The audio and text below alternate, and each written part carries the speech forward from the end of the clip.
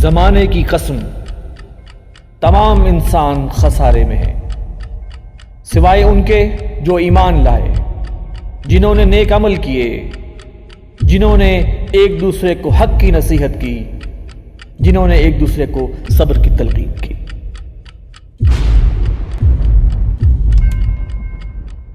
بسم اللہ الرحمن الرحیم۔ السلام علیکم ناظرین، میں ہوں وسیم احمد اور آپ دیکھ رہے ہیں تازہ ترین خبروں پر تبصروں اور تجزیوں کا پروگرام زمانہ گواہ ہے۔ ناظرین، موجودہ اور سابقہ حکومتوں کی ناکام معاشی پالیسیوں کے باعث پاکستان اس وقت سنگین معاشی بحران سے دوچار ہے، لیکن اس کا یہ مطلب بھی نہیں ہے کہ ایک بحران سے نکلنے کے لیے نئے بحران کو جنم دیا جائے۔ ہماری حکومت IMF سے قرض لینے کے لیے جہاں کڑی سے کڑی شرائط مان رہی ہے، وہاں ڈیفالٹ کے خطرے سے بچنے کے لیے قومی اثاثہ جات کو فروخت کرنے کے لیے پلان بھی بنا رہی ہے، بلکہ منافع بخش قومی اداروں کے شیئرز چند دوست ممالک کو فروخت کرنے کے لیے ایک آرڈیننس بھی تیاری کے مرحلے میں ہے۔ حکومت کا یہ اقدام پاکستان کی آزادی، خود مختاری اور سالمیت کے لیے کتنا خطرناک ہوگا، ہم آج کے پروگرام میں اس موضوع پر قدر تفصیل سے گفتگو کریں گے۔ میرے ساتھ تشریف فرما ہیں ترجمان تنظیم اسلامی جناب مرزا ایوب بیگ صاحب، ان کے ساتھ تشریف رکھتے ہیں تنظیم اسلامی کے ریسرچ اسکالر جناب رضا الحق صاحب۔ آئیے گفتگو کا آغاز کرتے ہیں۔ ایوب بیگ صاحب، حکومت نے اپنے معاشی جو کرائسس اس وقت چل رہا ہے اس کے فوری اور انسٹنٹ حل کے طور پہ جو ہے ملکی اور قومی اثاثے جو ہے وہ بیچنے کا پروگرام بنایا ہے، اور کہا یہ جا رہا ہے کہ اس حوالے سے کوئی آرڈیننس جو ہے وہ بھی تیاری کے مراحل میں ہے۔ آپ یہ فرمائیے کہ اس ساری موو کے اور اس آرڈیننس کے مقاصد کیا ہو سکتے ہیں؟ بسم اللہ الرحمن الرحیم۔ وسیم صاحب، 21 جولائی کو جو وفاقی کابینہ کی میٹنگ ہوئی تھی اس میں اس کی منظوری حاصل کی گئی تھی۔ اس کا نام ہے intergovernmental commercial transaction ordinance 2022۔ یہ اس میں منظور کیا گیا تھا۔ اصل بات یہ ہے کہ اس میں وفاقی حکومت نے تمام قسم کے قوانین، تمام قسم کے ضوابط، تمام قسم کے اصول جو ہیں ان کو بالائے طاق رکھ دیا کہ ان میں سے کوئی چیز اس پہ لاگو نہیں ہوگی، اور ہمارے بعض نفع بخش ادارے جو ہیں وہ فروخت کرنے کا پروگرام ہے اس آرڈیننس کے مطابق۔ اس کے لیے 6 قوانین ہیں، وہ بڑی تفصیل سے ہیں، اس کا اس وقت نہیں ہے کہ ان کی تفصیل بتائی جائے، لیکن وہ بڑے تفصیلی ہیں۔ ان اصولوں کے مطابق اس کی اسکوٹنی جو ہے اس میں 12 سے 18 ماہ لگتے ہیں، اور اس میں یعنی شفاف بڈنگ بھی ہے۔ ویسے دیکھیں، نجکاری تو کوئی غلط بات نہیں ہے، نجکاری تو ہوتی ہے، نجکاری پرائیویٹائزیشن تو پہلے بھی ہوتی رہی ہیں، لیکن جو حکومت نے بعض تجربات کی وجہ سے 6 قوانین بنائے تھے کہ ان کو بائی پاس نہ کیا جائے۔ ان 6 کے 6 کو بائی پاس کیا جا رہا ہے، ان میں سے کوئی بھی لاگو نہیں ہوگا۔ اور پھر یہ کہ کوئی انویسٹیگیشن اتھارٹی جو ہے، وہ نیب ہو، FIA ہو، وہ کوئی ہو، وہ اس کو دیکھ نہیں سکتی۔ یہ بھی ساتھ، یعنی یہ اس نجکاری کے پروسیس کو دیکھ نہیں سکتے، دیکھ بھی نہیں کہیں پہ ٹرائل نہیں ہو سکتا، کچھ نہیں ہو سکتا، کورٹ میں چیلنج نہیں ہو سکتا، کورٹ میں چیلنج نہیں ہو سکتا۔ اصل میں کورٹ میں چیلنج کا معاملہ یہ ہوتا ہے کہ کہتے تو ہمیشہ یہی ہے کہ کورٹ میں چیلنج نہیں ہو سکتا اپنی طرف سے، لیکن ہمیشہ چیلنج کرنے والے سب سے پہلے یہ بات چیلنج کر دیتے ہیں کہ چیلنج کیوں نہیں ہو سکتا۔ صحیح، تو وہ تو کورٹ بھی تو سو موٹو ایکشن لے سکتا ہے، ہاں، کورٹ بھی لے سکتا ہے۔ لہٰذا یہ 6 قوانین کو بالکل بائی پاس کر کے جو بنائی ہے وہ خاصی تشویش کا باعث بن رہا ہے کہ آفٹر آل جو کام 1.5 سال میں یا کم از کم 1 سال میں، اس کے لیے آگے بھی جو پروسیسنگ پہلے بھی ہو چکی ہیں اس حوالے سے، ان میں 1 سال سے 1.5 سال کا وقت لگتا ہے۔ یہ یوں لگتا ہے سا یہ ایسے کوئی 2-4 ہفتوں میں کر گزریں گے، اس لیے کہ کوئی پابندی نہیں، کوئی قانون نہیں، کوئی کچھ نہیں ہوگا۔ صرف یہ ہے کہ حکومت کا آرڈیننس ہے، یہ صدر کو بھیجا جائے گا۔ اس وقت کیونکہ صدر دوسری پارٹی کا ہے تو ہرگز یہ توقع نہیں ہے کہ وہ صدر اس کو منظور کرے گا، لیکن ان کے پاس دوسرا طریقہ ہے نا کہ وہ اس کو پارلیمنٹ کا مشترکہ اجلاس بلا کر تو منظور کروا لیں گے۔ اگر حکومت تل گئی یہ کام کرنے پر تو پھر ہو تو جائے گا۔ اصل میں وجہ یہ تھی کہ IMF پہلے بہت سی شرائط لگاتا رہا پاکستان کو پیسہ دینے کے لیے، کبھی کوئی۔ جب پاکستان نے تمام شرائط مان لی اور ہمارے وزیر خزانہ مفتاح صاحب نے خوشخبری سنا دی کہ اب ہم نے تمام شرائط منظور کر لی ہیں، لہٰذا اب ہمیں IMF سے پروگرام مل جائے گا۔ لیکن انہوں نے ایک ایڈیشنل شرط لگا دی کہ پہلے سعودی عرب یا چین وہ کو $4 ارب کا مسئلہ ہے کہ وہ $4 ارب دے یا کم از کم اس کی یقین دہانی کرائیں، پھر ہم دیں گے۔ لہذا وہ مسئلہ ابھی تک اٹکا ہوا تھا۔ چنانچہ گورنمنٹ نے شاید ڈیفالٹ سے بچنے کے لیے، میرا خیال ہے کہ یہ ڈیفالٹ سے بچنے کے لیے بھی نہیں کرنا چاہیے تھا۔ دیکھیے نا چیزیں کون سی بیچ رہے ہیں، LNG بمے مشینری، اور دوسرے 2 project PPL Pakistan petroleum limited اور OGDCL یعنی oil gas development company limited, یہ سب چیزیں وہ یہ بیچ رہے ہیں، اور یہ انتہائی منافع بخش بھی ہیں، اور ان کا تعلق بدقسمتی سے سیکیورٹی سے بھی ہے۔ آئل کا معاملہ بڑا حساس ہوتا ہے، لہٰذا یہ عوامی سطح پر بھی اور بہت سی دوسری سطح پر بھی اس کی شدید مخالفت ہو رہی ہے۔ ایوب بیگ صاحب، یہ نجکاری کا پروسیس جو ہے یہ سابقہ حکومتوں میں بھی جاری رہا ہے، اور یہ اس قسم کی نجکاری جو ہے، بلکہ یہ تو جیسے پروفٹ والے جو ادارے ہیں ان کے شیئرز بیچے جا رہے ہیں۔ کچھ عرصہ پہلے PTCL کے اور ایک نجی بینک کے بھی شیئرز جو ہیں وہ UAE کو بیچے گئے تھے۔ تو یہ اس طرح کی ہے یہ جو ساری ڈیل ہو رہی ہے۔ تو اگر PTCL بیچنے سے PTCL کو کچھ نہیں ہوا اور PTCL کی سروسز بہتر ہوئی ہیں تو ان اداروں کی سروسز بھی بہتر ہوں گی اور پاکستان کے معاشی مسائل بھی حل ہو سکیں گے۔ نہیں، میرے خیال میں اس میں یہ دیکھیے نا، سب سے پہلے تو ہمیں یہ دھچکا پہنچ رہا ہے نا کہ طے یہ ہو رہا ہے کہ $2 ارب سے $2.5 ارب ہمیں ملیں گے، اور پھر کچھ عرصے کے بعد $4 یا $4.5 ارب ہم واپس کر کے ان کو واپس لے لیں گے۔ گویا یعنی یہ آپشن ہوگا ہمارے پاس، گویا آپ سمجھ لیے سالانہ 50% سود دینا پڑے گا، جو شاید اگر سود کہہ لیے، منافع کہہ لیجئے، مطلب اس کی شرائط اس قسم کی ہیں جو ناقابل عمل دکھائی دیتی ہیں۔ لیکن اس وقت بہرحال گورنمنٹ کیونکہ تلی ہوئی ہے اس کا میں، اور پیچھے یوں محسوس ہوا تھا جیسے گورنمنٹ اس حوالے سے تھوڑی سی بیک فوٹ پر گئی ہے، لیکن چند دن بعد پھر یہ خبر آئی ہے کہ گورنمنٹ اس معاملے کو بڑھا رہی ہے۔ دیکھیے وہ بھی شیئر بیچنا اور بات ہے، یہ جو بات سامنے آ رہی ہے یہ یوں محسوس ہوتا ہے کہ کلیتاً بیچا جا رہا ہے، کلیتاً ان کے حوالے کیا جا رہا ہے۔ اس دونوں باتوں میں زمین آسمان کا فرق ہے، شیئر بیچنا اور بات ہے اور کلیتاً کسی شے کو بیچ دینا اور بات ہے۔ اور پھر اس میں جن کمپنیز کے آپ نے نام لیے یہ ٹوٹلی ہینڈ اوور کی جا رہی ہیں؟ جی میری اطلاع کے مطابق۔ رضا الحق صاحب، یہ فرمائیے گا کہ مجوزہ آرڈیننس اگر یہ منظور ہو جاتا ہے اور اس کے نتیجے میں جو ہے وہ یہ اثاثے ہم بھیج دیتے ہیں، جیسے ایوب بیگ صاحب فرما رہے ہیں کہ ہم کلیتاً سارے اثاثے جو ہیں ٹوٹلی ان کے ہینڈ اوور کر دیں گے، تو یہ پاکستان کی آزادی، خود مختاری اور سالمیت کے حوالے سے جو ہے وہ کتنا بڑا تھریٹ ہوگا؟ بسم اللہ الرحمن الرحیم۔ بہت شکریہ وسیم صاحب۔ میں وہیں سے بات کو آگے بڑھاؤں گا جہاں سے ایوب بیگ صاحب نے بات ختم کی۔ دیکھیے اس چیز سے قطع نظر کہ وہ گورنمنٹ ٹو گورنمنٹ ٹرانزیکشنز ہیں، گورنمنٹ ٹو گورنمنٹ مینس کہ پاکستان یا UAE فار ایگزامپل اگر ان کو LNG کے 2 پروجیکٹس اور ساتھ اس کی بما مشینری OGDCL PPL ان کے اندر ان کو حصص خریدنے کے حوالے سے اگر بات ہو بھی رہی ہے، مے بی وہ حصص جو ہیں منافع بخش تو ہیں ہی، لیکن شاید وہ چند شیئرز ہو سکتا ہے وہ میجورٹی شیئرز کی صورت میں، بہرحال کسی بھی صورت میں ہو۔ اس سے بڑھ کر بات جو ہے وہ یہ ہے کہ آج کل انٹرنیشنل مارکیٹ کے اندر یہ جو ہمارا ایک کانسیپٹ بنا ہوا نا برادر اسلامی ملک، اس کی بجائے اکنامک انٹرسٹس زیادہ میٹر کرتے ہیں۔ مثال کے طور پہ پاکستان بہت سارے ممالک سے انکلوڈنگ چائنا، سعودی عرب، UAE ڈیفرڈ پیمنٹس کے اوپر آئل بھی لیتا ہے، پاکستان ان سے قرضہ بھی لیتا رہا ہے، لیکن ایک وقت آتا ہے جب وہ پاکستان واپس نہیں کر پاتا تو وہ کہتے ہیں ہم آپ کو مزید قرضہ نہیں دیں گے۔ اور IMF کی جو شرائط ہے، کیونکہ ان کا سٹاف لیول ایگریمنٹ تو ہو چکا ہوا تھا پہلے ہی، لیکن جو ان کا بورڈ لیول ایگریمنٹ ہے اس کے اندر جو ایک رکاوٹ تھی وہ یہ تھی کہ پاکستان تقریباً $4.5 بلین جو اضافی ہیں وہ پہلے اپنے جو دوست ممالک ہیں ان سے لے، پھر وہ IMF اپنی طرف سے پیسے دے گا، اور وہ دوست ممالک یہ کہتے ہیں کہ آپ پہلا ہی قرضہ جو ہے وہ چکانے کی قابل نہیں ہے اور نہیں ہو پا رہے، تو اس لیے ہم مزید نہیں دے سکتے۔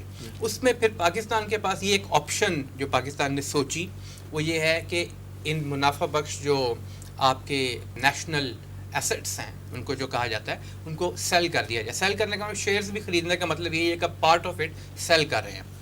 پرابلم یہ آتی ہے کہ جب بھی آپ ایک نیشنل ایسٹ کو چاہے پرائیویٹائز کر رہے ہوں چاہے سیل کر رہے ہوں، اس کا ایک پورا پروسیس ہوتا ہے. پورا پروسیس کس لیے ہوتا ہے؟ نمبر 1 اس چیز کو انشور کرنے کے لیے کہ وہ غلط ہاتھوں میں نہ بک جائے. نمبر 2 یہ انشور کرنے کے لیے کہ ٹرانسپیرنسی ہو، جیسا کہ ایک بڈنگ کا پروسیجر ہوتا ہے. مختلف ممالک، مختلف کمپنیاں وہ بڈ ڈالتی ہیں اپنی، پھر ان بڈس کے اندر سے جو سب سے مناسب ہوتی ہے اس کو ایکسیپٹ کیا جاتا ہے ملکی مفاد کے حوالے سے. اس کے علاوہ یہ کہ کہیں نہ کہیں اگر اس ٹرانزیکشن کے اندر کوئی problem who, problem in the sense کہ ہینکی پینکی کہیں نہ کہیں ہوئی ہو، تو پھر اس کو انویسٹیگیٹ بھی کیا جاتا ہے. انویسٹیگیشن آف دا ٹرانزیکشن اور جو لوگ انوالوڈ ہیں اس کے اندر، اور ساتھ یہ پھر کہ یقیناً عدالت کا دروازہ بھی کھٹکھٹایا جا سکتا ہے. یہ ساری چیزیں جب بائی پاس کر کے کیا جاتا ہے تو وہ پھر ایک ایسا پروسیس سامنے آتا ہے جس کے اوپر سوالات اٹھتے ہیں. بہرحال پاکستان کو اگر ہم تاریخ کو دیکھیں تو اس میں کوئی شک نہیں کہ پاکستان اس سے پہلے بھی ملکی مفادات کے خلاف بھی پاکستان کے اندر سے ایسے فیصلے ہوتے رہے جنہوں نے نقصان پہنچایا پاکستان کو. آپ سمپل ایگزامپل لے لیں کہ جب یہ 9/11 کے بعد وار آن ٹیرر کی بات ہوئی تھی تو اس وقت جو ہمارے یہاں پہ آرمی چیف تھے اور ساتھ وہ آپ کے چیف ایگزیکٹو بھی تھے ملک کے، تو وہ جو امریکہ نے کنڈیشنز لگائیں اس سے زیادہ آگے بڑھ کے انہوں نے ایکسیپٹ کر لیں. اس کی وجہ سے جو نقصان پاکستان کو ہوا وہ آج تک ہم بھگت رہے ہیں. ساتھ ساتھ ہم یہ دیکھیں کہ پاکستان میں جو معاشی غلامی کا ایک سلسلہ بن چکا ہوا ہے گزشتہ آپ یوں کہہ لیں 35-40 سال سے تقریباً، اس کے اندر نہ صرف یہ کہ مختلف ممالک جو ہیں انہوں نے پاکستان کو اپنے تھم کے نیچے لگایا ہوا ہے، بلکہ جو بین الاقوامی ادارے ہیں، معاشی ادارے جو ہیں، وہ بھی پاکستان کو پھر ٹارگٹ کرنے کی کوشش کرتے ہیں اور پاکستان سے بہت ساری باتیں منواتے ہیں. مثال کے طور پہ آپ دیکھیے کہ جب پاکستان لیٹ سے اس سچویشن میں آتا ہے اور وہ ہمیں کہتے ہیں کہ آپ یہ مختلف جو اثاثہ جات ہیں ان کو بیچیں، اب ان کی اس کے بعد کیا ڈیمانڈز ہو سکتی ہیں یہ بھی تو ہمیں سوچنا چاہیے. یہ ڈیمانڈ بھی ان کی طرف سے آ سکتی ہے کہ پاکستان جو ہے وہ جیسا کہ امریکہ چاہتا ہے کہ انڈیا کے نیچے رہ کر کام کرے، انڈیا کی ساری باتیں ایکسیپٹ کرے. وہ یہ بھی چاہتا ہے اور اس کا ایک یہ جو اسٹیٹڈ گول یا آبجیکٹو کی صورت میں بات سامنے آتی ہے کہ پاکستان کے ایٹمی پروگرام کو رول بیک کروایا جائے. اور وہ یہ بھی چاہتا ہے، یہ ہمارے سامنے باتیں آ چکی ہوئی ہیں مختلف ذرائع سے، کہ پاکستان اسرائیل کو تسلیم کرے. یہ ساری وہ چیزیں ہیں جو ملکی سالمیت، خود مختاری، آزادی کے ساتھ لنکڈ ہیں، منسلک ہیں. جب آپ اکنامک پوائنٹ آف ویو سے کسی ایسی سچویشن میں ہیں کہ آپ کے اوپر دباؤ ڈالا جا سکتا ہے تو یہ بالکل وہی سچویشن بن جاتی ہے جو کہ ایک عام طور پہ مثال دی جاتی ہے ایک جواری، کہ جو ایک گیمبلر ہوتا ہے، جواری ہوتا ہے، جوا کھیلنے کی اس کو عادت پڑ گئی ہوئی ہے. اکانومی اس قرض لے لے کر اور اس کو اس بہرحال صحیح طریقے سے استعمال نہیں کیا تو ہمارے اوپر یہ قرض اتنا بڑا اور ہمارے اوپر سود اتنا پڑا ہوا ہے. تو یہ جو ایک لت پڑ گئی ہوئی ہے تو پھر وہ گھر کی چیزیں بھی بیچنا شروع کر دیتا ہے تاکہ اس لت کو پورا کر سکے. قرض کی پیتے تھے میں اور کہتے تھے کہ ہاں رنگ لائے گی ہماری فاقہ مستی ایک دن. جی بالکل. تو اب یہ سچویشن جو ہے اس کا جو الٹیمیٹ نتیجہ نکلتا ہے وہ یہی نکلتا ہے کہ پھر آپ کی ملکی سالمیت، خود مختاری، یہ ساری چیزیں خطرے میں پڑنا شروع ہو جاتی ہیں. آپ کو ٹوسٹ کر کے آپ کی عام دوسرے جو ممالک ہیں، جو مالیاتی ادارے ہیں، جو کہ عالمی ڈیپ سٹیٹ کے نمائندہ ہیں، وہ پھر کوشش کرتے ہیں کہ آپ کے مفادات جو ہیں ان کو زد پہنچائیں، ان کو نقصان پہنچائیں اور آپ سے ایسے کام لینا شروع کر دیتے ہیں پھر وہ جو کہ آپ کے ملک کے مفاد میں نہیں ہوتے، نقصان دہ ہوتے ہیں آپ کے لیے. ایوب بیگ صاحب، پچھلے دنوں خبر یہ آئی کہ ہمارے آرمی چیف قمر جاوید باجوہ صاحب نے امریکن ٹاپ لیڈرشپ کو فون کیا ہے اور ان سے یہ ریکویسٹ کی ہے کہ آئی ایم ایف جو پاکستان کو لون دینے کا پروگرام بنا رہا ہے اور پاکستان اس کی ریکوائرمنٹ جو ہے وہ فلفل کر رہا ہے تو اس میں ذرا جلدی لائی جائے اور امریکہ اپنا اثر و رسوخ استعمال کرے. آپ یہ فرمائیے کہ کیا امریکہ پاکستان کی خاطر آئی ایم ایف پہ کوئی پریشر ڈالے گا؟ اور اگر پریشر ڈالے گا تو ہم نے ماضی میں تو یہی دیکھا ہے کہ امریکہ کبھی بھی اپنے مفاد کے خلاف، اپنے مفاد کے بغیر کسی کی کوئی فیور نہیں کرتا. اس وقت پاکستان سے امریکہ کا کیا مفاد وابستہ ہے، پاکستان اس کا کیا فائدہ کر سکتا ہے، اور یہ ملکی سلامتی کے لیے یہ اگر امریکہ اس طرح رول ادا کرتا ہے کتنا خطرناک ثابت ہو سکتا ہے یہ اقدام؟ وسیم صاحب، میری رائے میں یہ ایک بہت غلط سمت بات گئی ہے. کسی صورت بھی حکومت کو، آرمی چیف کو اس معاملے میں نہیں لانا چاہیے، انوالو نہیں کرنا چاہیے تھا. آرمی چیف اگر انوالو ہوگا تو آرمی کے معاملات انوالو ہوں گے عسکری معاملات انوالو ہوں گے، بڑی سیدھی سی بات ہے. لہٰذا اور جو امریکہ کے بارے میں تو مشہور ہی ہے، دیر از نو فری لنچ. وہاں تو کوئی بات نہیں ہوتی بغیر قیمت ادا کیے. اور ابھی جو آپ کو خبریں آئی ہیں، اگرچہ میں نہیں کہتا کہ وہ بڑی کوئی پختہ خبریں ہیں اور بڑی یعنی حقیقت سامنے آ گئی ہے، لیکن یہ باتیں پھیلی ہوئی ہیں نا کہ یہ جو احمد زواری جو ہے وہ جو شہید کیا گیا ہے، پاکستان نے اس کے لیے فضا استعمال کیا امریکہ نے. میں نہیں جانتا کہ یہ بات درست ہے یا غلط ہے، لیکن بہرحال لوگوں کی زبان کون روک سکتا ہے؟ اس طرح کی باتیں آئی ہیں. یعنی آپ کا خیال ہے کہ یہ ڈیل ہوئی ہے؟ نہیں، میرا خیال نہیں ہے، میرا ہرگز خیال نہیں ہے. میں آپ کو بتا رہا ہوں کہ اس قسم کی پھر سوالات اٹھتے ہیں نا کہ آفٹر آل امریکہ نے ایسا کیوں کیا، جب خود سب دنیا کہتی ہے امریکہ کبھی فری لنچ نہیں دیتا اور کوئی بھی کسی کو نہیں دیتا، تو امریکہ نے ایسا کیوں کیا؟ امریکہ نے ایف آئی اے پر کیوں دباؤ ڈالا یا ڈالنے کے لیے کہا گیا، اور اگر وہ ڈالے گا تو کیوں ایسا ہوگا؟ اصل میں محسوس یہ ہوتا ہے، یہ سارے جو ہیں تجزیے ہیں، ان کے بارے میں کوئی بات حتمیت سے نہیں کہی جا سکتی، لیکن محسوس یہ ہوتا ہے کہ امریکہ افغانستان کے معاملے میں اپنی پالیسی کو ری شیپ کر رہا ہے، اور اس نے افغانستان میں داخل ہو کر یعنی زمینی سطح پہ داخل ہو کر بڑے نقصانات اٹھائے ہیں، لیکن فضاؤں سے حملہ کر کے اسے کبھی افغانستان سے کوئی ریزسٹنس ظاہر ہے مل سکتی ہے، کیونکہ افغانستان کے پاس تو کوئی ایسی شے نہیں ہے کہ امریکہ کے فضائی حملوں کو روک سکے. دیکھیے، امریکہ کبھی بھی نہیں چاہے گا. پہلے بھی اگر حملہ ہوا تھا افغانستان میں، شروع میں جب امریکہ نے کیا تھا تو اسی لیے کیا تھا کہ ملا عمر جو ہے وہ اسلام کی طرف اسلامی فلاحی ریاست افغانستان کو بنانا چاہتے ہیں. اب بھی دیکھیے کہ امریکہ نے کتنا اکنامیکل پریشر ڈالا افغانستان پہ. امریکہ نے کتنا دوسرے ملکوں کو بھی مجبور کیا، پاکستان سمیت، کہ کوئی ان کو تسلیم نہ کرے. لیکن ان کا خیال تھا کہ اس کے نتیجے میں افغانستان ڈھیر ہو جائے گا اور افغانستان مجبور ہو جائے گا امریکہ کے آگے ہاتھ پھیلانے کے لیے، اور پھر امریکہ جو ہے وہ اس کے لیے بڑا آسان ہو جائے گا کہ اس کو اسلام کے راستے سے ہٹا سکے. لیکن انہوں نے دیکھا کہ وہ تو کسی چیز کی بھی پرواہ نہیں کر رہے، وہ اپنے مست ہو کر مگن ہو کر اپنے راستے پر چل رہے. تو میری ایک رائے ہے کہ معلوم ہوتا ہے کہ امریکہ اسے ری شیپ کر رہا ہے، امریکہ پھر افغانستان میں مداخلت کر رہا ہے، لیکن اب مداخلت صرف فضائی سطح پر ہوگی. جب کہیں اور جب وہ چاہے گا جہاں میزائل مارے گا اور وہاں اس نقصان پہنچا دے گا، اور ان کو ایک مستحکم اور سٹیبل حکومت بنانے کی طرف نہیں آنے دے گا. ہماری دعا ہے، ہماری خواہش ہے کہ اس میں پاکستان بالکل لا تعلق رہے، پہلے کی طرح وہ فرنٹ لائن اتحادی نہ بن جائے، بالکل اس سلسلے سے لا تعلق رہے. ٹھیک ہے، افغانستان کے ہم اس پوزیشن میں نہیں ہیں کہ افغانستان کی کوئی مدد کر سکے، لیکن ہم یہ تو کر سکتے ہیں نا کہ بالکل لا تعلق رہیں. کیا ہو رہا ہے ہم اس سے بالکل لا تعلق کا غیر جانبدار رہیں، وگرنہ اگر پہلے کی طرح بڑھے تو اس دفعہ ہمیں نقصان، کیونکہ یہ تو آپ نے محسوس کیا ہے کہ پچھلے 3-4 ماہ میں ہم امریکہ کے بڑے قریب گئے ہیں اور دوسرے طاقتوں سے بہت دور ہٹے ہیں. اگر ہم نے اسی حوالے سے امریکہ کی گود میں پھر چلے گئے تو پھر یہ، اور امریکہ نے افغانستان میں اس طرح کی حرکتیں کی جو کر رہا ہے، تو پھر افغانی جو ہے اس دفعہ ہمیں معاف نہیں کریں گے، پھر ہماری تکالیف بہت بڑھ جائیں گی.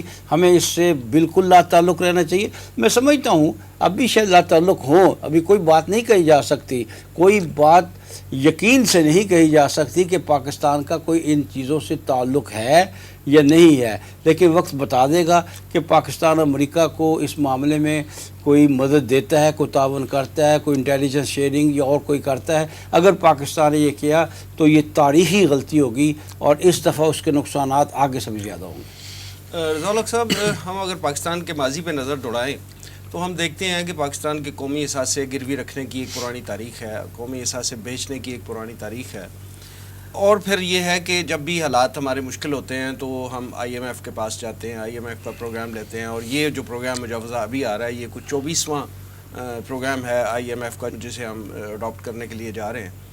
تو آپ یہ فرمائیے کہ اگر یعنی ہم قومی اثاثے بھی نہیں بیچنا چاہ رہے اور پھر یہ آئی ایم ایف کے پاس بھی نہ جائیں تو ہمارے پاس آپشن کیا رہ جاتا ہے؟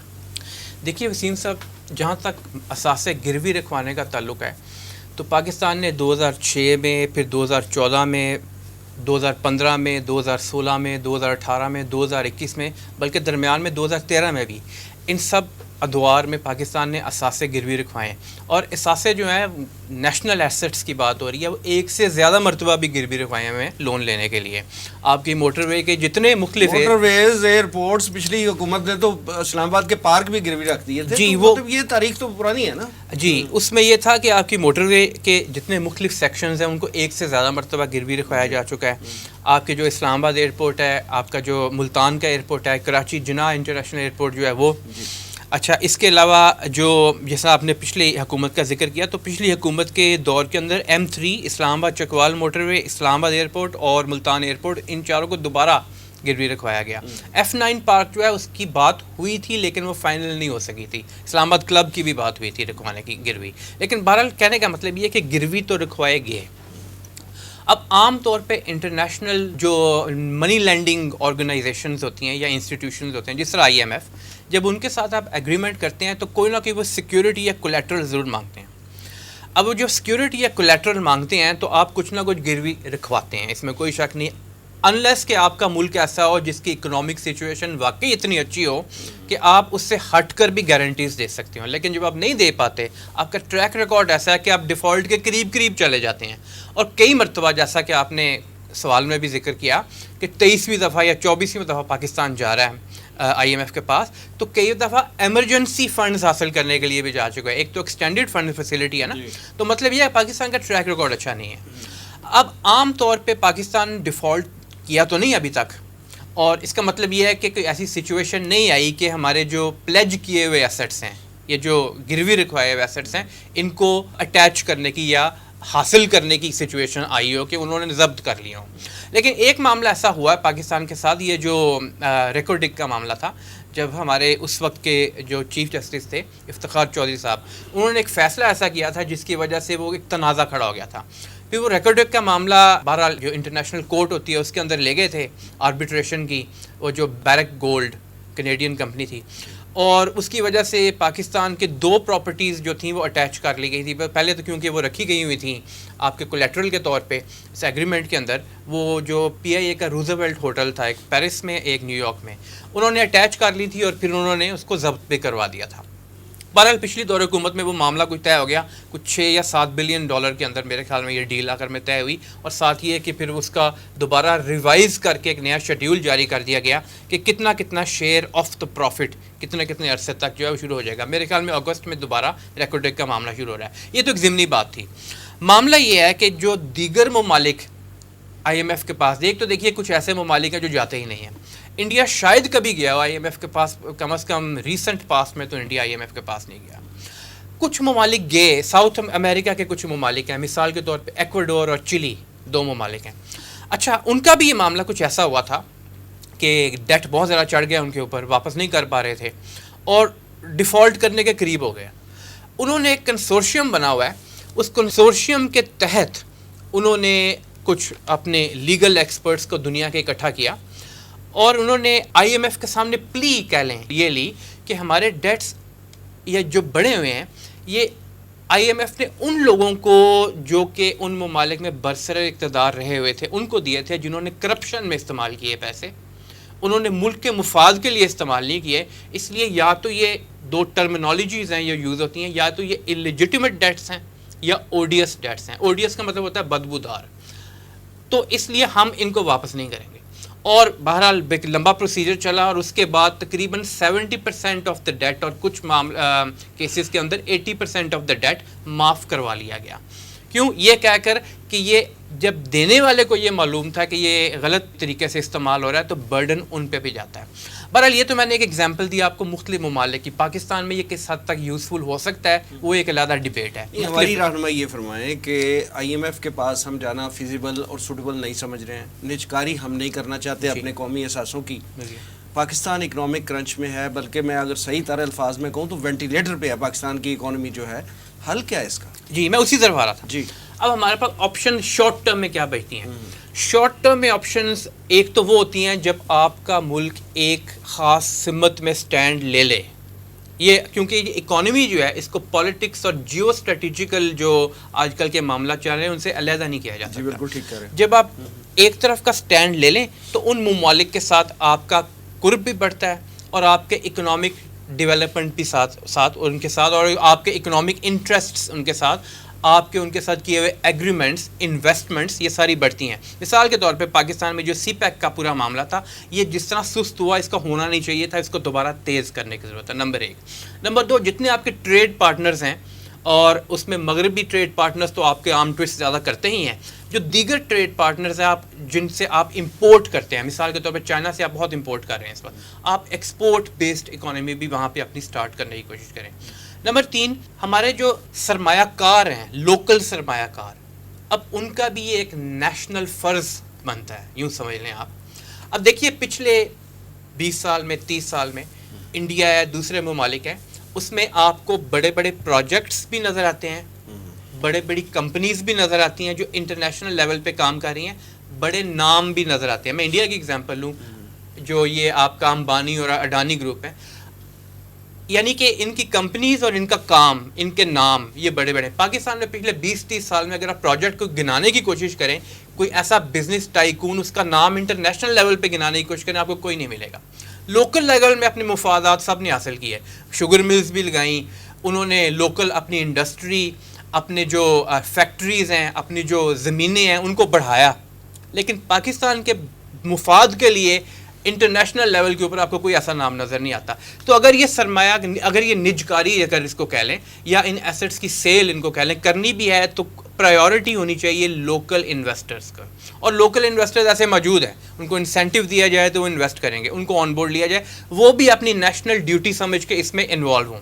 سیکنڈلی، 2 چھوٹی چھوٹی چیزیں اور ہیں، جب تک کرپشن کا مکمل خاتمہ نہیں کیا جاتا آگے بڑھنے کا کوئی طریقہ نہیں ہے. اور ٹیکس ریفارم ایک بہت امپورٹنٹ ہے، خاص طور پہ ڈائریکٹ ٹیکسز کا جو ایک رجیم ہے اس کو لانے کی ضرورت ہے، تاکہ انڈائریکٹ ٹیکس کم سے کم کیا جائے. جو ریگریسو ٹیکسیشن کا پاکستان میں ایک سسٹم شروع ہو چکا ہوا ہے، اور دنیا بھر میں جو ایک اس کا ریشو ہوتا ہے، پاکستان میں تقریباً اس سے الٹ ریشو چل رہا ہے. ڈائریکٹ ٹیکسز کو زیادہ سے زیادہ بڑھائیں، تاکہ وہ جو کہ افورڈ کر سکتے ہیں، جو کہ پے کر سکتے ہیں، ان سے ریسیو کیا جائے، اور وہ جن کو ضرورت ہے ان کو اصل میں بینیفٹ کی ضرورت ہے، اور پورے ملک کی ترقی میں ان کی ہی ترقی مضمر ہوتی ہے، تو لہٰذا ان کو ترقی بھی پہنچائی جائے. یہ ساری چیزیں کچھ شارٹ ٹرم میں ایسی ہیں، کچھ میڈیم ٹرم کی چیزیں ہیں، جب اگر ان پہ عمل کیا جائے تو پاکستان کرنچ سے نکل سکتا ہے. ایوب بیگ صاحب، 28 اپریل 2022 کو 27 رمضان المبارک کا دن تھا آلموسٹ، تو اس دن وفاقی شرعی عدالت نے سود کے حوالے سے ایک بڑا مارکۃ الاراء جو ہے وہ فیصلہ دیا، جس میں سود کی تمام جو 20 سال سے پروسیڈنگ چل رہی تھی اس کے خلاف فیصلہ آیا. تو آپ یہ بتائیے کہ ایک فیصلہ سب سے پہلا جو سود کے خلاف آیا تھا وہ 1991 میں آیا تھا. یہ بتائیے گا کہ اگر اس وقت سے لے کے آج تک اس فیصلے پہ عمل درآمد کی کوئی صورت ہماری حکومتوں نے چلائی ہوتی، اس پہ کوئی عمل پیرا ہوئے ہوتے نیک نیتی کے ساتھ، تو آج جو حالات پاکستان کو فیس کرنے پڑتے ہیں، کبھی ایسا ہوتا؟ یقیناً نہیں. دیکھیں 1991 میں جسٹس تنزیل الرحمان وفات پا چکے ہیں، اللہ تعالیٰ ان کی مغفرت فرمائے اور ان کے جنت میں درجات بلند فرمائے. انہوں نے واقعتاً پہلا فیصلہ انہی کا تھا نا، کمال کا فیصلہ تھا. انہوں نے تمام چیزوں کو جو ہے اس کے حوالے سے، اور یہ ثابت کیا کہ جو اس وقت بھی یہ ہنگامہ تھا کہ جی یہ بینکوں کا انٹرسٹ اور چیز ہے، اور جس چیز کو قرآن نے ربا قرار دیا ہے وہ مختلف ہے، لہذا یہ بینک کا انٹرسٹ ہے یہ حرام نہیں ہے. اس طرح کی بےہودہ قسم کی باتیں اس وقت بھی تھیں، آج بھی چل رہی ہیں. لیکن انہوں نے ثابت کیا، اور نہ صرف پاکستان کے آئین اور قانون کے تحت ثابت کیا، شریعت کے حوالے دے کر، قرآن اور سنت کے حوالے دے کر ثابت کیا کہ جو بینک انٹرسٹ ہے وہ وہی ربا ہے جسے قرآن پاک نے حرام مطلق قرار دیا ہے. آپ نے درست فرمایا، کاش ہم اس پر اس وقت سٹینڈ لے لیتے، لیکن اس وقت اس کے خلاف وقت کی حکومت نے اپیل دائر کر دی، اور پھر وہ ایک لمبا سفر ہوا. پھر 1999 میں بھی شریعت اپیلیٹ بینچ نے بھی اس پر مہر تصدیق ثبت کی، لیکن یہ کہ وہ بات لٹکتی چلی گئی. اگر ہم 1991 میں کرتے، اس وقت پاکستان پہ صرف $18 ارب قرضہ تھا. یوبیک صاحب آپ کی بات بالکل ٹھیک ہے، لیکن آپ یہ دیکھیں کہ اس وقت 1991 میں جو فیصلہ آیا اس وقت کی حکومت اپیل میں گئی تھی. ابھی 30 سال کے بعد پھر فیصلہ آ رہا ہے تو حکومت وقت پھر اپیل میں ہے، تو حکومت کا سٹیٹس تو وہی ہے.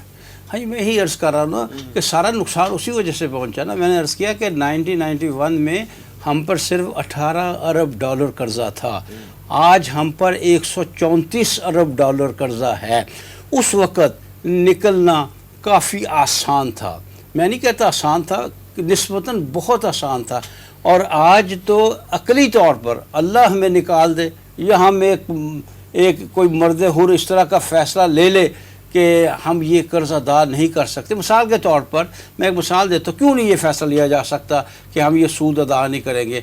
دیکھیے آپ کو یاد ہے نا پاکستان نے F-16 خریدے تھے امریکہ سے، اور پاکستان ایڈوانس پیمنٹ کی تھی، فل پیمنٹ ایڈوانس کر دی تھی. انہوں نے نہیں دینا چاہے، سیاسی فیصلہ یہ ہوا کہ پاکستان کو F-16 نہ دیے جائے، لہٰذا انہوں نے آئین میں ایک پریسلر ترمیم کر کے تو ہمیں کیا کہوں کیا دکھا دیا. اور پھر انتہا ہے زیادتی کی، جنہوں نے ہم سے زیادتی کی اور جنہوں نے زیادتی وصول کی، ہمیں جلی ہوئی گندم دے دی. اس کے بدلے میں جلی ہوئی گندم جو انہوں نے سمندر میں پھینک رہی تھی وہ انہوں نے ہمیں F-16 کے بدلے میں ہمیں دے دی. ہم نے لے لی، غلام ہیں تو لے لی ہم نے، ہم بولے بھی نہیں آگے سے، اور وہ وصول کر لی، کچھ نہیں ملا ہمیں. کیا آج ہم یہ کہہ نہیں سکتے کہ ہماری عدالت نے، شرعی عدالت نے یہ فیصلہ کیا ہے کہ ہمارا مذہب اجازت نہیں دیتا سود کی ادائیگی کی، لہٰذا جہاں تک سود کا تعلق ہے وہ ہم ہرگز ادا نہیں کریں گے، کیونکہ ہمارے مذہب کا معاملہ ہے، ہماری شریعت کا معاملہ ہے، ہمارے دین کا معاملہ ہے. اور جہاں تک آپ کے اصل زر کا معاملہ ہے اس سے کسی صورت انکار نہیں کرنا چاہیے. لیکن جب ہمارے پاس ہے نہیں تو ہمارے پاس انکار کے سوا کیا ہو سکتا ہے. میں نہیں سمجھتا کہ اگر انکار کر دیں، ٹھیک ہے بہت سے اقدامات کریں گے لیکن کوئی ایٹمی حملہ ہم پہ نہیں کر دیں گے. کوئی ایسا باہمت حکمران ہونا چاہیے جو ان کو صاف انکار کر دے کہ ہماری شریعت اجازت نہیں دیتی، سود ہم ادا نہیں کر سکتے اور اصل زر کے ہم یوں ادا کر دیں گے جس طرح بھی ممکن ہوا. لیکن یہ کہ ہمارے حکمرانوں میں یہ ضرورت کہاں سے آئے گی. اور اس میں بھی کوئی شک نہیں ہے کہ وہ جوابی اقدامات ایسے کریں گے کہ پاکستان بہت سے مصائب میں پھنس جائے گا. یقینی طور پر وہ پاکستان کو بالکل تنہا کر دیں گے اور بہت سے معاملہ کریں گے، بینکنگ کا معاملہ باہر نکال دیں گے، ہمیں LC کھولنے کا مسئلہ بن جائے گا. لیکن میں نہیں سمجھتا کہ ہم مر جائیں گے، اس لیے کہ اللہ نے اگر سود کو حرام قرار دیا ہے تو اس کے چھوڑنے سے کوئی مر نہیں سکتا. لہذا ہمیں چاہیے کہ ہم صاف انکار کریں اور کھڑے ہو جائیں. پھر عوام کو بھی چاہیے نا، اور صاف بات ہے اس میں صرف حکمران قابل مذمت نہیں ہے، عوام بھی جو ہے نا وہ اپنی کسی قسم کی سہولتیں چھوڑنے کو تیار نہیں ہے، عوام بھی گھاس کھانے کو تیار نہیں ہے. ہم نے کہا تھا نا ایٹم بم بنائیں گے گھاس کھائیں گے، اس وقت تو ضرورت نہ پڑی اس لیے کہ ڈالر آ گئے امریکہ سے کسی اور وجہ سے. اب کہیں سے ڈالر نہیں آئیں گے، پھر واقعتاً گھاس کھانی پڑے گی. اور اگر قوم میں کوئی جرت، کوئی حمیت، کوئی شرم، کوئی حیا ہے تو اس بات پر تیار ہو جائے کہ ہم ہر صورت سود چھوڑ دیں گے اور اس کے جو بھی نتائج نکلیں گے ہم وہ بھگتنے کے لیے تیار ہیں. اور یہ صرف حکمران اکیلے نہیں کر سکتے، اس میں عوام کو ساتھ ملنا ہوگا، ساتھ دینا ہوگا، تبھی یہ ممکن ہے. رضا الحق صاحب، پروگرام کے آخر کی طرف بڑھتے ہیں اور یہ کہا جا رہا ہے، یہ خبریں ہیں کہ پاکستان نے اگر اپنے معاشی حالات پہ قابو نہ پایا تو پاکستان سری لنکا 2 جو ہے وہ بن جائے گا، خدا نخواستہ. آپ یہ فرمائیے کہ اگر پاکستان کے معاشیات کو کنٹرول کرنا ہے تو اس کے حل کے لیے کچھ شارٹ ٹرم اور لانگ ٹرم کیا اقدامات ہمیں لینے پڑیں گے؟ میں آپ کی بھی رائے جاننا چاہوں گا اس حوالے سے، اور یوب بیگ صاحب سے بھی تبصرہ لوں گا آخر میں. وسیم صاحب دیکھیے، جہاں تک IMF کا تعلق ہے نا اور سری لنکا جیسے حالات بننے، کیونکہ ہم کہتے ہیں جب پاکستان کی اکنامک سچویشن بد سے بدتر ہوتی جا رہی ہے تو اس پہ بہت بڑی وجہ IMF کی ہے.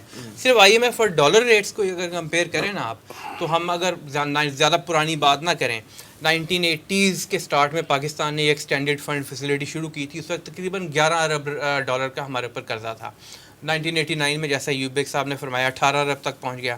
پھر وہ 2005 میں دیکھے تو 34 ارب تک چلا گیا، 2014 میں 64 ارب تک چلا گیا. 2017 میں 91 ارب ڈالر تک گیا, 2020 میں 116, اور ابھی جو کچھ حالیہ فگرز آ رہی ہیں آلدو کنفرم فگرز نہیں ہوتی ہیں 134 ارب تک ہے. اسی دوران اگر ڈالر کی ریٹ کی دیکھیں, پاکستانی روپی ٹو ڈالر ایکسچینج ریٹ کو اگر یہ بھی اسی طرح بڑھتا جا رہا ہے. جی وسیم صاحب, ڈالر کو اگر ہم دیکھیں تو 1947 سے 1970 تک تو 3.5 سے 4.5 کے درمیان فکس رہا. 1971 میں جب مسئلہ ایک آیا پاکستان کو اور پاکستان 2 لخت ہوا, یعنی کہ جو 1971 کی وار تھی پاکستان ہار گیا, اس وقت یہ 1972 میں پہلی دفعہ جمپ کی ڈالر اور 11 تک پہنچ گیا. اس کے بعد 89 میں ہم نے دیکھا جب ہم یہ ایکسٹینڈڈ فنڈ فیسلٹی والے IMF کے پروگرام میں داخل ہو گئے ایک مرتبہ, یہ انہوں نے جکڑ لیا ہمیں, تو یہ اس وقت تقریباً 20 روپے تک کا بن گیا ڈالر. آگے چلتے ہیں, 95 میں یہ 31 روپے, سن 2000 میں تقریباً 51 روپے, 2008 میں یہ 81 روپے کا ایک ڈالر ملتا تھا, 2014 میں 103 روپے کا, 2020 میں 163 کا, اور 2022 میں ابھی کچھ عرصہ پہلے 256 تک جا کے پھر واپس آیا ہے 224 میں. ہمیں اس حوالے سے بھی تو سوچنا چاہیے نا کسی نہ کسی سٹیج پہ آ کے کہ ایک عرصے سے ہم یہ IMF کے لون سے کی فیسلٹی جو ہے وہ لیتے جا رہے ہیں, اور جیسا عرض کیا کہ 23واں یا 24واں پروگرام ہے IMF کا جو ہم لینے جا رہے ہیں, تو آج تک ہم نے اس لون سے کیا کھویا اور کیا پایا, کبھی یہ بھی تو ہمیں قومی لیول پہ ایک تجزیہ کرنے کی ضرورت نہیں ہے. وسیم صاحب, مسئلہ یہ ہے کہ پاکستان میں جو سوچنے سمجھنے والے لوگ ہیں وہ اس بات کو جانتے ہیں کہ IMF سے لون لینے میں کچھ نہیں پایا جاتا, سب کچھ کھویا ہی جاتا ہے. اب دیکھیں یہ جو ایک بڑی فیمس کتاب ہے, ایک IMF کا ڈائریکٹر لیول کا شخص جان پرکنز, اس نے کتاب لکھی کنفیشنز آف این اکنامک ہٹ مین. ہٹ مین کہتے ہیں جو اسیسینیٹ کرتا ہے لوگوں کو, جو لوگوں کو مارتا ہے. اکنامک ہٹ مین کا مطلب یہ ہے کہ اکانومی کے ذریعے تباہ کرنا, اکانومی کے ذریعے ٹارگٹ کرنا ممالک کو اور تباہ کرنا. اس نے پوری تفصیل بتائی کہ IMF اور یہ ورلڈ بینک اور جو عالمی مالیاتی ادارے ہیں یہ کس طرح 1950s 60s 70s 80s کے اندر جا کے انہوں نے مختلف ممالک, جس میں عرب ممالک بھی تھے, جس میں نان عرب ممالک بھی تھے, مسلم اور نان مسلم دونوں ممالک تھے, ساؤتھ امریکہ کی اس نے مثالیں دیں, افریقہ کے ممالک کی اس نے مثالیں دیں, اور پھر یہ کہ ہمارے جیسے ممالک کی مثالیں دیں کہ ان کو خواب دکھا کر بڑے بڑے, نمبر 1 کہ آپ ایئرپورٹس بنائیں بڑے, آپ موٹر ویز بنائیں بڑی, اور ان کے لیے ان کو لون دینا شروع کیا. اس طرح کے انفراسٹرکچر بنانے میں نقصان تو کوئی نہیں ہے, فائدہ ہی ہے ممالک کو, لیکن ساتھ اس کے اٹیچ کر دیا گیا نااہل حکمرانوں کو. نااہل حکمران پولیٹیکل لیول کے اوپر لائے گئے, ان کے لیے راستے ہموار کیے گئے. جب وہ آئے تو انہوں نے وہ سارا پیسہ استعمال کیا, کرپشنز میں لے کے گئے, اور ہماری پچھلے 30-40 سال کی یہی تاریخ ہے. ہم اس وقت کسی ایک حکمران یا دوسرے کی بات نہیں کر رہے, تمام حکمرانوں نے جتنے بھی تھے, جیسا کہ ہم نے ابھی ذکر کیا تھا پہلے کہ یہ 2021 میں جب یہ پچھلی حکومت کی بات ہے, انہوں نے بھی گروی رکھوائے ہمارے جو ایسٹس ہیں. تو تمام نے پاکستان کے جو آپ یوں کہہ لیں کہ اکنامک انٹرسٹ ہے ان کے خلاف کام کیا, اور لون اور آپ کے اوپر جو قرضہ چڑھتا گیا واپس آپ نے کیا نہیں. تو پھر اس کا نتیجہ کسی بھی حکومت نے پاکستان کی اکانومی کو اپنے قدموں پہ کھڑا ہونے کے لیے کوشش ہی نہیں کی. جہاں تک سری لنکا والی بات ہے, میں مختصر سی بات کر کے پھر ایوب بیگ صاحب کی طرف بات لوٹاؤں گا تاکہ وہ اس کو زیادہ ڈیٹیل میں بیان کر سکیں. دیکھیے ہلری کلنٹن نے آج سے 4 سال پہلے, غالباً 5 سال پہلے ایک بات کی تھی کہ Pakistan is too big of a country to fail. اب اس کی ریزن کیا تھی بات کرنے کی؟ پاکستان کو اگر کوئی نقصان پہنچتا ہے خدا نخواستہ, یعنی کہ ایسا نقصان پہنچتا ہے جس سے پاکستان میں افراتفری بڑے پیمانے پہ پھیل جاتی ہے, تو وہ افراتفری اس کا نقصان صرف پاکستان کو ہی نہیں, پاکستان کے اس ہمسائے انڈیا کو بھی, پرلی طرف افغانستان کو بھی, اور دیگر ممالک کو, اور پورے خطے کو, اور اس کی وجہ سے پوری دنیا کو بھی ہو سکتا ہے. لہٰذا امریکہ has to be very careful, it is very careful about that, جہاں تک ایک تجزیے کی بات ہے. ٹھیک. ایوب بیگ صاحب, جیسے ہم معاشی مسائل کے حل کی بات کر رہے ہیں, تو اس کے لیے آپ کیا شارٹ ٹرم اور لانگ ٹرم اقدامات کیا تجویز کریں؟ دیکھیے, جہاں تک بات ہے سری لنکا بن جانے کی, تو میں مطلب یقین سے تو نہیں کہا جا سکتا کہ پاکستان سری لنکا بنے گا, اور نہ یہ ہے کہ یقیناً ہم نہیں بنیں گے. ظاہری طور پہ تو یہ لگتا ہے نا کہ نہ تو وہاں پاکستان میں خدا نخواستہ اس طرح کے اکنامک کرائسس ہے جیسے سری لنکا میں تھا, اور نہ ہی سیاسی کرائسس اس لیول کا ہے. آپ یہ کہہ سکتے ہیں نا کہ ہم میلٹنگ پوائنٹ میں ہیں. جی بالکل، میلٹنگ ہمیں پاٹ محتاط تو رہنا چاہیے. اس میں فرق ہے نا. جی. پاکستان کی جو اسٹریٹجیکل جو پوزیشن ہے وہ سری لنکا کی تو نہیں ہے. پھر یہ کہ پاکستان ایٹمی قوت ہے. میں بڑی عوامی سی مثال دے دوں. کسی ایسے بندے کو نکرے لگا دینا جس کے ہاتھ میں بھرا ہوا پستول ہو. لہذا پاکستان کی یہ بھائی صاحب یہ جو نکرے لگانے والی وہ ہے اس میں اپنا بھی تو رول ہے نا. سری لنکا کا اپنا رول بھی ہے, ہمارا بھی اپنا رول ہے. ابھی ناکامیوں کی ساری داستان سن رہے ہیں ہم. اصلاً تو اپنا ہی ہے جی. جب اپنا رول ہوتا ہے, جب آدمی خود کمزور ہوتا ہے تو دوسرے اور کمزور کرتے ہیں. دوسرے کبھی آغاز میں کمزور نہیں کرتے, آغاز میں آپ خود کمزور ہوتے ہیں, دوسرے آپ کی کمزوری کا فائدہ اٹھاتے ہیں. اور آپ نے دیکھا کہ واقعتاً میں مثال دے چکا ہوں کہ پاکستان ایک بڑا ملک ہے, 22 کروڑ کی آبادی, لیکن یہ بھی بات یاد رکھیے کہ سوویت یونین اس سے بھی بڑا ملک تھا. یہ بھی یاد رکھیے کہ سوویت یونین ہم سے بھی بڑی ایٹمی قوت تھی, لیکن اس کے باوجود وہ پاش ہو گیا. لہٰذا حکومتوں کے حوالے سے بھی, حکمرانوں کو بھی اور پاکستانی عوام کو بھی اب الرٹ ہو جانا چاہیے. روز روز مواقع نہیں ملتے, روز روز قدرت معاف نہیں کرتی. اب ہمیں دو چیزیں ہمیں ختم کرنی پڑیں گی ہر صورت میں. ایک قرضے سے بچنا, دوسرا کرپشن سے بچنا. کرپشن نے ہمارا, جسے صحیح معنوں میں کہتے ہیں نا, بیڑا غرق کیا ہے کرپشن نے. اور میں ایک بات اور بتا دوں, یہ میری ذاتی رائے ہے, کس حد تک ٹھیک ہے, کہ آئی ایم ایف جہاں جہاں پیسے دیتا ہے نا, وہاں لوگوں کو کرپٹ بھی کرتا ہے. آئی ایم ایف کی خواہش ہوتی ہے کہ جو میں پیسہ دے رہا ہوں یہ حکمران کھا جائیں, کرپشن کریں یا کچھ حصہ کھا جائیں, تاکہ اگلی دفعہ جب میرے پاس یہ مانگنے آئیں تو میری شرائط جو ہیں وہ اور سخت ہوں. آئی ایم ایف کون ہے؟ یہ ہماری بڑی قوتیں ہیں, وہی ہے نا. آئی ایم ایف انہی کے پنجے تلے, انہی کے تھم کے نیچے ہے نا آئی ایم ایف. تو وہ سیاسی فائدے اٹھاتے ہیں کمزور کر کے. لہذا اب ہمارے لیے غلطی کی گنجائش نہیں ہے. اب بھی کرپشن سے نہ بچے, اور اب بھی اگر ہم نے اپنے چادر دیکھ کر پاؤں نہ پھیلائے تو اس دفعہ یہ چانس ہے کہ وہ سری لنکا بن جانا کوئی ناممکن بھی نہیں ہے. یعنی قرض اور کرپشن سے ہمیں بچنا ہوگا. جی. اللہ کرے ایسا ہی ہو. ایوب بیگ صاحب اور جناب رضا اللہ اکثر پروگرام میں تشریف آوری کا بہت شکریہ. ناظرین, یہ تھا آج کا پروگرام. آج کے لیے اتنا ہی. ہمارے تمام سوشل میڈیا پیجز پر اس پروگرام کا فیڈ بیک ضرور دیجیے گا. آپ ہمیں ای میل بھی کر سکتے ہیں. ہمارا ایڈریس ہے media@tanzeem.org. اگلے پروگرام تک کے لیے وسیم احمد کو اجازت دیجیے. اللہ نے کے بعد.